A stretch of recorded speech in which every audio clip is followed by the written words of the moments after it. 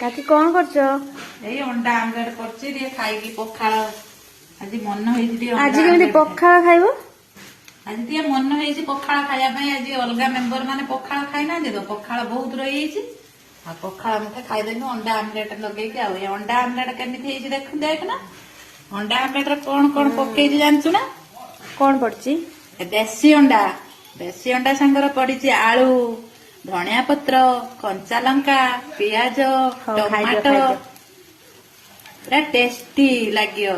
ହଉ ଖାଇସାର କହିବ। କାକି ଏବେ ବସିଗଲେ ପଖାଳ ଖାଇବା ପାଇଁ।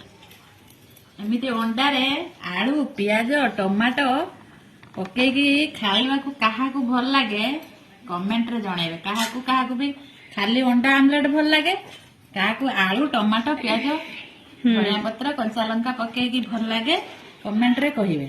ମତେ କିନ୍ତୁ ଆଳୁ ପକେଇକି ଖାଇଲେ ଭଲ ଲାଗେ। ଆଳୁ, ପିଆଜ, ଟମାଟୋ ଖାଇକି ଥରେ ବନେଇକି ଦେଖନ୍ତୁ କେମିତି ଲାଗୁଛି। ହଉ ତମେ ଖାଇଦିଅ। ଖାଇଲି ଆଉ ହଉ ଦେଖନ୍ତୁ ସାଙ୍ଗମାନେ ମୁଁ ଖାଉଛି। ଖାଇଦିଅ ଖାଇଦିଅ। ପୁରା ଟେଷ୍ଟି। ହଉ। ଆପଣ ମାନେ ବି ଟିକେ ଟିକେ ଖାଆନ୍ତୁ ଗରମ ଗରମ ଅଣ୍ଡା ଆମଲେଟ। ଖାଇବା ଆଗରୁ ଡାକିଥିଲେ ଆସିଥାନ୍ତେ ସାଙ୍ଗମାନେ। ସାଙ୍ଗମାନେ ଆସିପାରିବେନି, ମୁଁ ଡାକିଲେ ବି ଆସିପାରିବେନି। ହଉ ପଠେଇଦବା ଆଉ।